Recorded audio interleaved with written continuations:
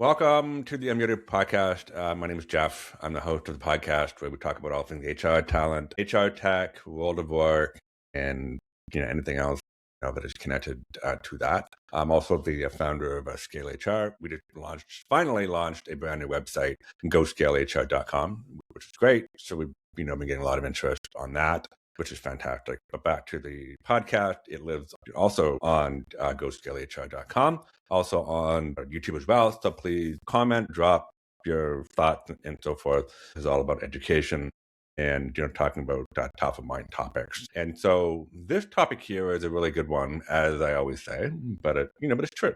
So this one here is when low turnover is a warning sign. So we're going to rethink retention in an uncertain job market. Okay. And so in the past, as a former HR leader, low turnover has always been treated as a sign of business health. So we're healthy. We're doing good things for employees. Therefore, they want to stay. They're motivated. They're engaged. On and on. Okay. But today's job market is a tad different. Obviously, with the explosion of AI, economic uncertainty, global pressures like tariffs, and this is not a political show. But tariffs, other economic challenges, people aren't always staying because they're actually engaged. They might be staying because they're cautious. They might be worried. They're scared. And that is normal. So that's the first point. And the second point that I want to make is why this changes how HR should think about that. And so when things like fear, uncertainty, worry start to shape their career choices, retention metrics alone stop telling the full story. So today's conversation is about how HR leaders should rethink what type of attention actually signals. And so the word signal has come up a lot in the last little while, and so we'll dive into that. And so what to measure instead, and how to avoid mistaking stagnation for stability. So there was a lot there. We're going to unpack it all, and I want to welcome Jocelyne Beaulieu to the podcast. So Jocelyne's been a long time contact and friend of mine. Jocelyne, welcome to the Unmuted. Thank you. It's great to be here. And yeah, really, really excited to unpack this topic with you because I think about it a lot. I'm sure you do. I mean, this is not a new concept, though. I mean, I remember going back when I was leading HR for tech companies here in Toronto and going in and educating leaders that a 2% turnover rate is probably not a good thing. You need to be a little higher than that, right? And so, this was a long time ago, but now it's different because of the technology changes that we're seeing, but also with the global pressures that I think are much higher today than they were maybe 10 years ago. Okay, so before we actually get into our topic here, to maybe give the audience a bit of a background of what you do. Yeah, I mean, I'm currently at Koru, and my role there is head of people and operations. Koru is a Toronto-based venture studio. We're wholly funded by the Ontario Teachers Pension Plan, and we exist to drive outsized new value back into their portfolio through the creation of new capabilities and businesses. Super interesting space to be operating in, especially when you think about kind of the macro landscape. Obviously, what's happening in the world directly influences investments and then certainly trickles down into the work that we do at Koru. Myself, I've spent my entire career working in HR. I joke sometimes and say it's been a pretty boring linear path in a lot of ways because I'm one of those people that studied HR in university and jumped right into a career in it. But what's been exciting is I've been able to really span a lot of different industries, work in different geographies, different size orgs. And for me, I think, if I really had to nail down what excites me, it is roles where I am kind of building from the ground up. Outside of kind of my day job, I am pretty active in the tech community, mentoring, speaking engagements. And, that's certainly how you and I met, Jeff. And outside of that, I'm also studying wine to become a sommelier. And I host a monthly in-person event series called Sunday Wine Club. So if there's any folks who also love wine, you can feel free to follow along on that journey if you'd like. Jeez, I didn't know that. Well, that's really cool. I have to talk to you about that. I Yeah. have some ideas. Yeah. You know me, We we're can talking about somehow ideas, but figure out how HR and wine fit together. I'm sure a lot of people listening, have found wine through their HR career as a way to probably, sort of unwind at the end of the day. But yeah, happy to jam on that with you. I've got some really good stories from my career about HR and wine. I'm not going to tell them right now, but we will maybe have another episode to talk about that because there is a direct correlation, between, I'd say more broadly, liquor and HR. For sure. There's a That's all I'm saying. for sure. Yeah, definitely. So that's really cool. Well, thank you for being here. Obviously, I've been following your career. I think, like your background very similar to mine. So I've got a couple questions for you. And so why is low turnover no longer a reliable indicator of org health in the environment now, today? Yeah, I mean, you sort of touched on this in your intro, and rightly so. I mean, traditional metrics such as, turnover and say retention are really no longer fit for purpose. There's a lot going on today. We're looking at an uncertain political landscape, certainly AI disruption, looming global recession. And amidst this, there are ongoing layoffs, a pretty stagnant job market. And, folks are risk averse. They're cautious to leave, they're cautious to start something new. I read an article this week, a Forbes article, that stated that 75% of respondents plan to hold on to their jobs through to 2027. So I think that the behavior is not necessarily different, but it's becoming a more pressing issue and certainly something that us HR folks can't ignore. And what this results in is we've heard this term, it's been kicking around for about a year, job hugging, this trend where people are staying in their current role, often unfulfilling jobs due to this uncertainty. And, their desire for stability outweighs potential career growth or satisfaction. And I think for all those reasons, low churn is no longer that, kind of standalone, dependable signal. I'm going to use that word for organizational health. Yeah, I think there's a lot there. And so we're going to unpack that.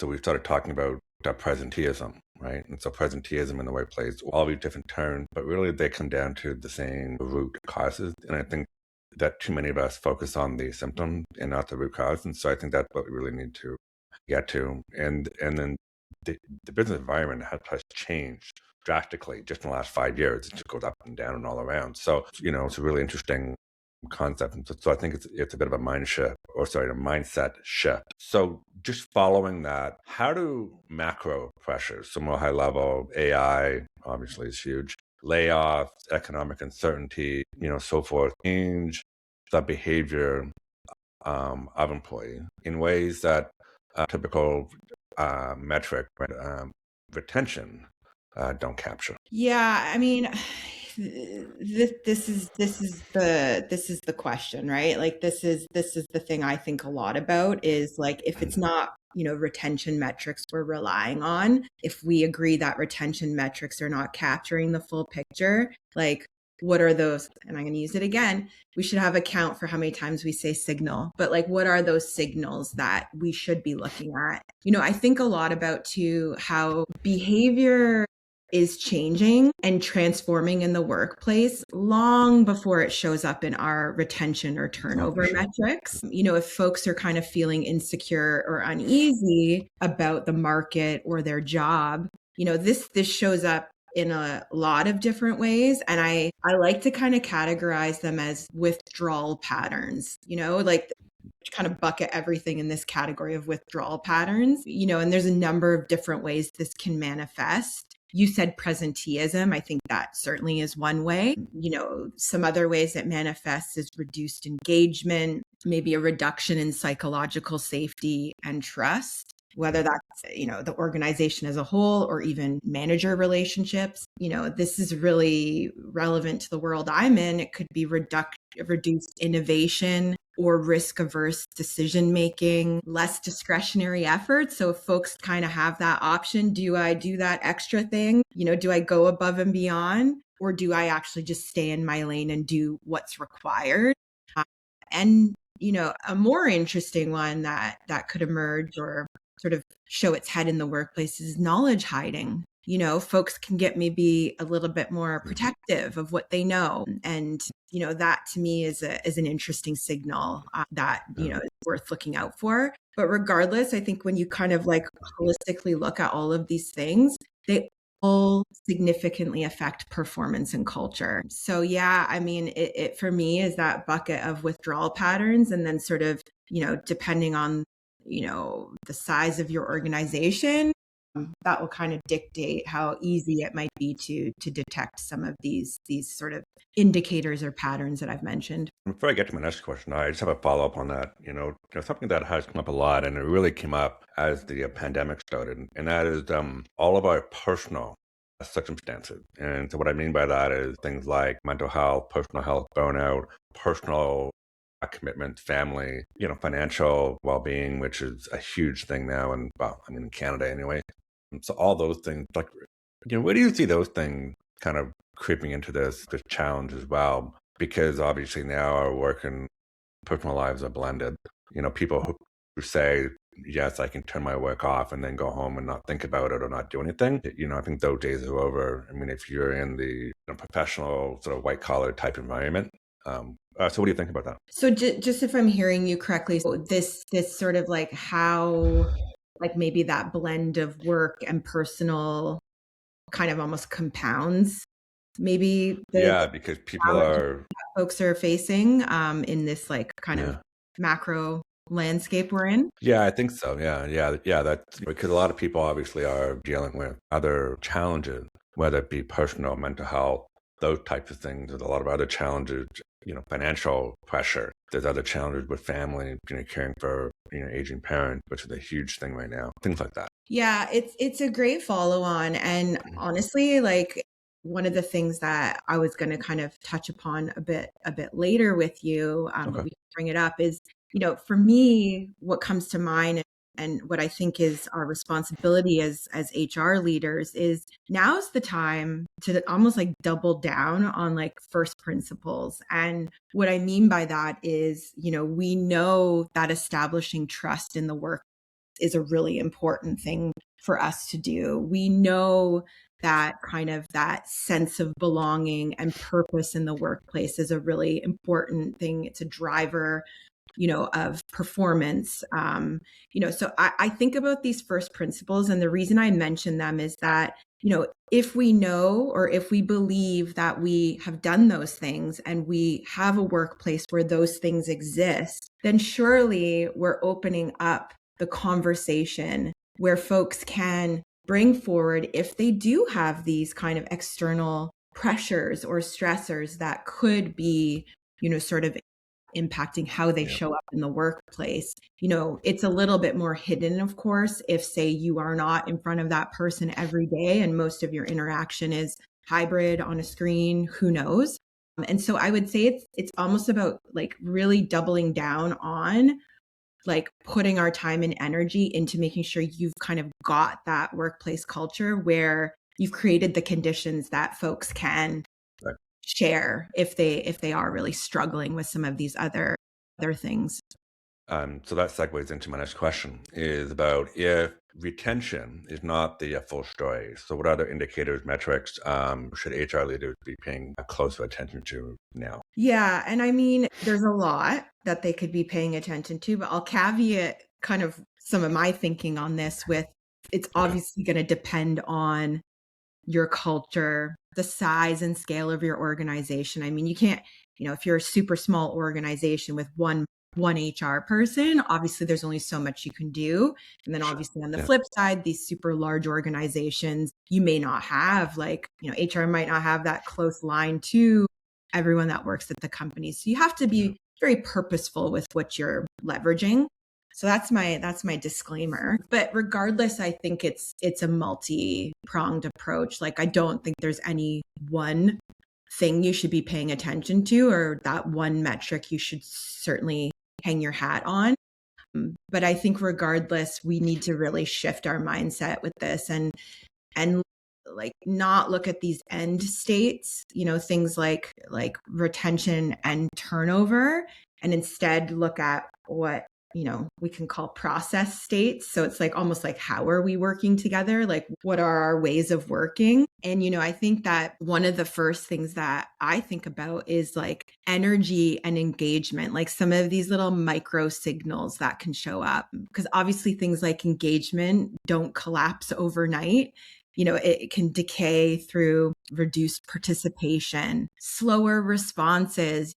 I mean, we've all felt that before, where you're sending that Slack message and you're like, what the heck? Like, why is this person not responding? What's going on? I know they're online, but they're not responding. Maybe, some of the indicators of this could be, I don't measure ENPS, but I know a lot of folks do, but maybe there's a lot of volatility in your ENPS scores over time. You can look at things like participation in optional forums. There's a lot we expect from our teams when it comes to side of desk, or I like to call them extracurriculars. Is the participation in those sorts of things going down over time? That could be a really good signal. Response time to internal communications. As HR folks, we are the de facto internal comms team. And are you getting folks responding to your CTAs? Is that going down over time? Like, those could be indicators of energy, and engagement micro signals. One thing I know I'm going to really be looking at this year, and I know a lot of peers in my network have also spoken to me about, is manager effectiveness. I think us HR folks, we're really tired, right? We're really kind of like bearing the brunt of like our culture thriving. And, we take it really personally when things like performance reviews don't get completed on time, but that is not our responsibility alone. And so manager effectiveness is something that's top of mind for me. So, like, are your managers actively enabling performance in your organization?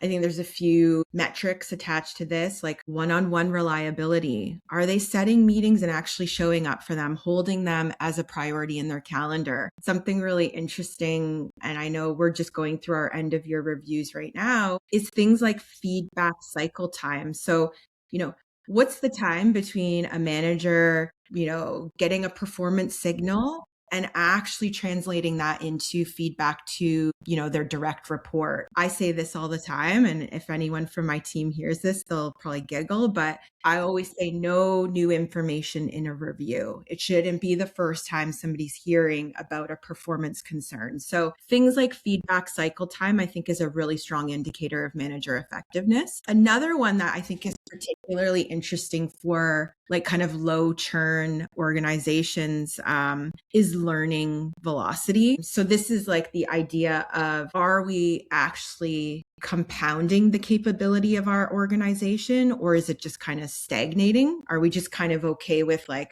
we're meeting the bar and that's that? Because we spend a lot of time and energy on things like learning, training, but like, is that actually translating across the business into kind of advancement or enhanced skills, let's call it? Some things you could probably measure here would be things like, post-mortem adoption rates. So once you do a learning activity, are people taking that learning and actually adopting it and using it in their day-to-day work? Something interesting, if you are hiring new folks, is like, how long does it take for new hires to be proficient? Like, what's that ramping up kind of period look like? So that can also be kind of an indicator of learning across your org. And then for us, we're quite skills based at Koru, and we certainly we really emphasize growth. And so skills acquisition rates is a really interesting indicator of learning velocity. This idea of, hey, okay, you have all of these skills that are required in your role, but like, to what extent are you actually acquiring new skills or upskilling in certain areas? So that's kind of an interesting indicator of kind of org health. And then I think this concept of, I say concept of, psychological safety. We talk about that a lot, but I think a lot of the time when we're looking at psychological safety, it's mostly attached to sentiment, not like the practice of psychological safety. And so this for me is, that recognition that, silence or folks, not bringing issues forward doesn't actually indicate safety in the workplace. And actually what it could be is that, people have fear, or, they actually don't feel like they have the sort of environment where they can bring issues forward. And so indicators of psychological safety in practice might be issue surfacing rate. Like, are folks actually using the channels you've established to raise concerns and challenges that they might be experiencing? And upward feedback frequency, I think, is a really interesting one. To what extent do your people feel that they can share feedback either directly with their manager or through, say, an upward reviews process, be very real and honest about, sort of their manager? So I think that one's a really interesting one to tease apart. And then I think lastly, like, this is primarily for the talent and HR folks, is like the credibility of your talent system. Do people trust what you've built and put in place enough to engage with it? Performance reviews is a good example. So performance review completion, I know a lot of the time we're like, did we get 100% reviews submitted? Well, actually, let's like peel back a layer on that and look at the quality of the performance reviews that have been submitted. Promotion readiness pipeline, I mean, that's an interesting indicator of, is your talent system credible and working well? And calibration variance.